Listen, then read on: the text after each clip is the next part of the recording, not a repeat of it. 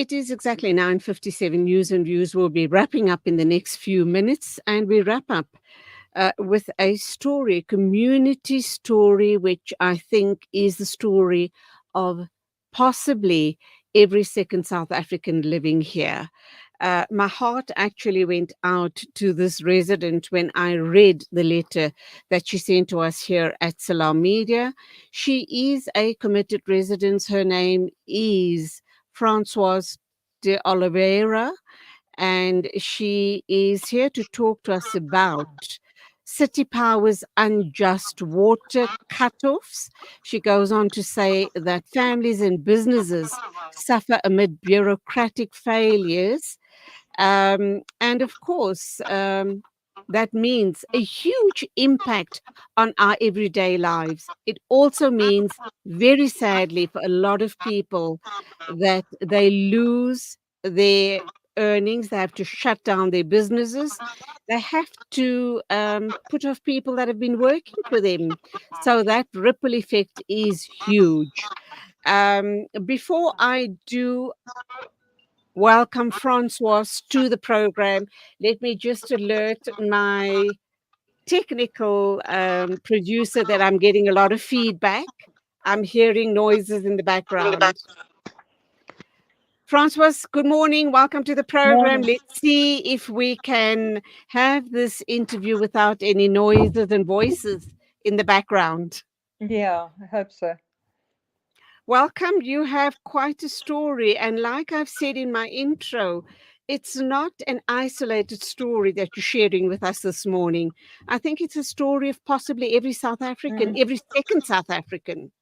absolutely, absolutely. The waiting area was packed, and people's And this is at, desperation. let's go right to the start of your Yeah, story. yeah. What was your problem and what has led you to the situation and writing to us? Well, COVID was really devastating for our business because we're dependent on tourism. So we closed two shops. We moved from our home into our workshop. We took our kids out of school, and it's been absolutely hectic 4 years. We rented out our house, and it got trashed. That cost us a lot to fix up. We in the process of trying to sell it, and it's really taken its toll on our mental health, really. But we're very resilient people, and we've opened two new businesses. One of them is in its infancy, so it's kind of taking more money than it's giving at the moment, but I'm confident that we will get out of this. However, we got behind in our municipal accounts, and we had to make arrangements to pay it back. And I've been religiously paying those making those payments on time. But we've had a cash flow problem in the last month or two, and I got behind by two of the installments. Last week, I actually caught up one, and I was planning to catch up the next one next week. In the interim, we got cut off, but with no pre-termination warning, just cut off. So we went to the municipal department, hoping to sort this out, and just the fact that our history just showed our commitment, so we felt kind of confident that we could resolve it. But there was absolutely no room for negotiation when I pointed out, because there was an old man there that was really distressed. He'd had his water cut off, and I think he had emphysema because he couldn't really talk. And I went and I tried to help, and I just said, surely you're not allowed to just turn people off, because we have a right to 25 liters, a constitutional right. And the woman just said, well, we're not really supposed to turn it off completely. We're supposed to let it trickle.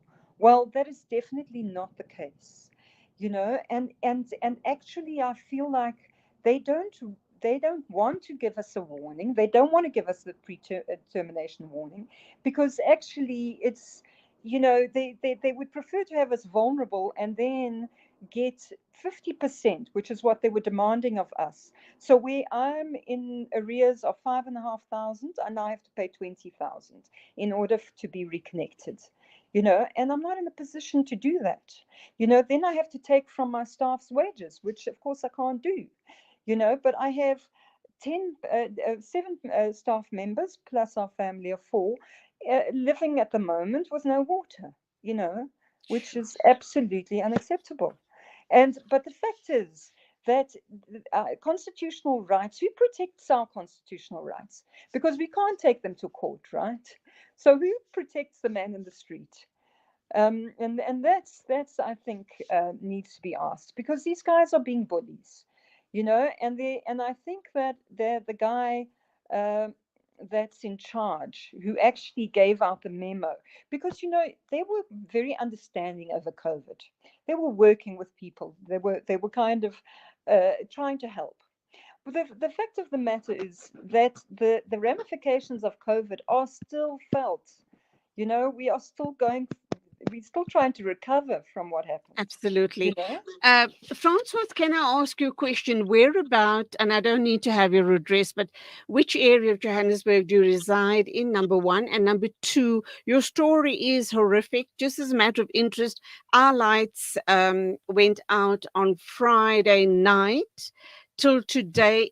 It's just 2 or 3 houses in our street that were, for some reason, we're not quite sure what it is. Just 2 or 3 houses, and we logged a complaint. We were given a complaint number. Until today, we've not heard from Yeah. COJ. But be that as it may, we're taking the matter up with our councillor. Where is your councillor? I mean, when they want the votes, they knock on your door and they're very present.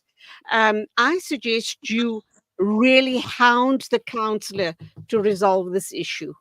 Well, I got hold of him. I spoke to him this morning. And he's basically said there isn't much that he can do because it is a contract. And I defaulted on that contract. So that is the problem. But he did say he will try. He will try and see, because I'm saying, they're expecting 50% payment. That is something that we can't do. I mean, if we could, obviously we would have. We wouldn't be living in this situation. But we can get 30% together, and that is what they're giving individuals. They say that if we were a private home, that would be they would accept that. But yeah, they're completely inflexible, and I really think it's because of this guy Malope Ramagaga. He was basically, he lost his job because of not being able to deliver, and I think he's been demoted, and now he's in this department, and he wants to prove something, so that's why those guys that are under him, that are supposed to be negotiating with us, are completely you can't negotiate. There's nothing, there's no conversation to be had. And the thing is, that also it took us 2 hours to get in there to see someone. And there was a guy that came out and said, "Oh, look, there's so many of you. Let's get 8 of you in."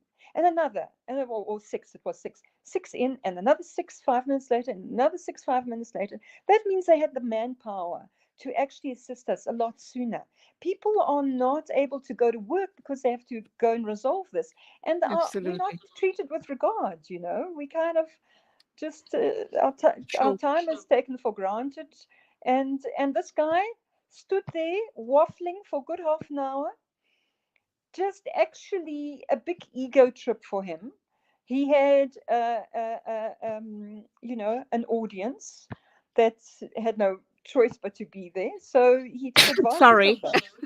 Yeah. Sorry about that. Bless you. Excuse me. No, no, no problem. Um, where about, are you based? Where do you live?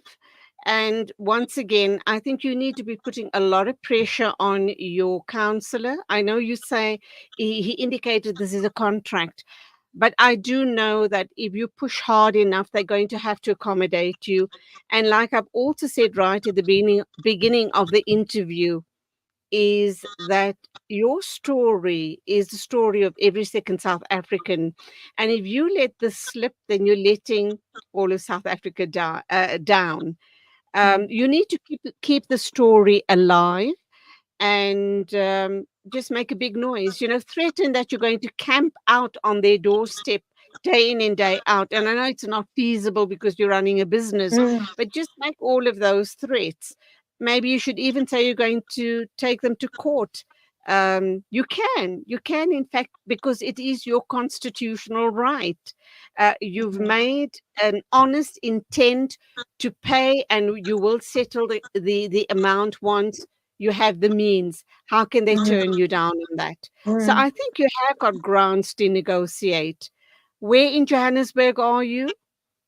I'm in Kensington. Okay, on You the know, east. I told the counselor that we were having this interview. I told him that I've been on carte blanche before about home affairs, which I was on about over 10 years ago. My problem is also time. I mean, I'm doing this for a Yes. reason. I'm speaking to you because it was the desperation of people is just so evident. There were some people crying. There was one lady who keeps coming into my head, because it was so obvious that she was terrified. And she was sitting there, she wasn't saying anything, but she was really, really scared.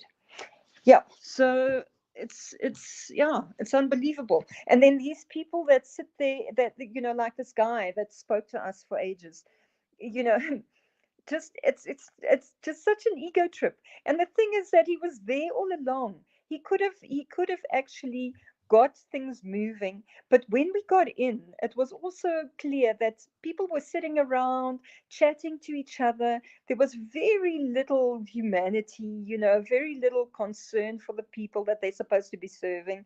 So, but as I say, it's also time. But I think that they're really in trouble, and so they're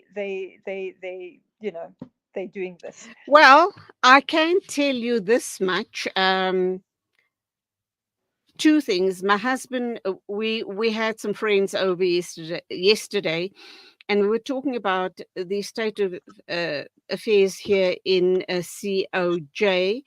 And someone piped up that there's a possibility that COJ will file for bankruptcy because the health department, with all their shenanigans, has drained the resources of the city of Johannesburg. That's point number one. Point number Mm. two is that I think you just need to push relentlessly, make as much noise as you can, go, approach carte blanche yet again, or the Davy show yet again. Don't take your foot off the pedal. And in closing, did you walk away with any glimmer of hope at all? I know. I walked away angry, and frustrated, and I went to that guy, the one that was waffling, and I said to him, "Who's in charge?" Because he wasn't prepared to help. So he said his boss. So then I was trying to get his boss's name, which he didn't want to give me. He showed me this document, which was this memo from him, and I took out my phone to take a photograph, and he said, "No, no, no, no, you can't do that." So they know that what they're doing is wrong, you know. But they actually said, well, we don't care, you know. Sure. I think then if you're not getting any resolution, possibly, like I said, carte blanche is your next port of call. And I think go over the head of your counselor. If he can't help you, there has to be somebody else. And I think just try and exhaust all possible avenues. I'm sorry that we can't do Yeah. much in your situation, unfortunately, Yes. but at least we've allowed you to air your grievances and for other people to realize that this is, in fact, a huge problem, and other people can come out as well and form some sort of civic group with you. Mm, And, the bigger your numbers, the more weight you have in taking this matter forward. So hopefully by mm. way of interview, you'll have more people coming on board to support you in this process. Yeah, yeah. Well, if anybody does want to get hold of me, they're absolutely welcome to. You can give them my details. I must just tell you that the counselors, there was one counselor there, and they basically called the security on him because he was putting up a bit of a fight, you know. Ooh. So they kind of out of control. They really are. Okay. I Mm, think this calls for civic action, mass mm, civic action, a protest outside of their offices, carte blanche, and other such investigative media programs should get involved and give this story as much coverage as they possibly can. Once again, I do apologize. There's not much we can do apart from mm. airing your story, and No, hopefully a sure. whole And lot I of appreciate people that. Mm, a whole lot of other people come on board. One more tip I can give you, I hope he doesn't shoot me mm, down.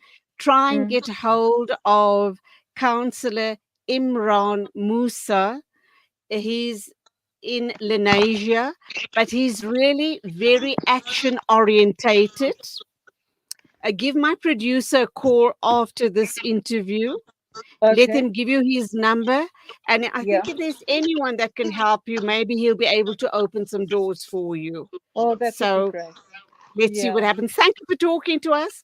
Once Yes, again, thank all you, the Julie. best. I know you're going to get on top of this. So don't lose sleep Yeah. over it. You are going No, to, no, absolutely. you will. Absolutely. Thank you for Okay. sharing your story. Thanks God so bless. much. Stay safe and a great day to you.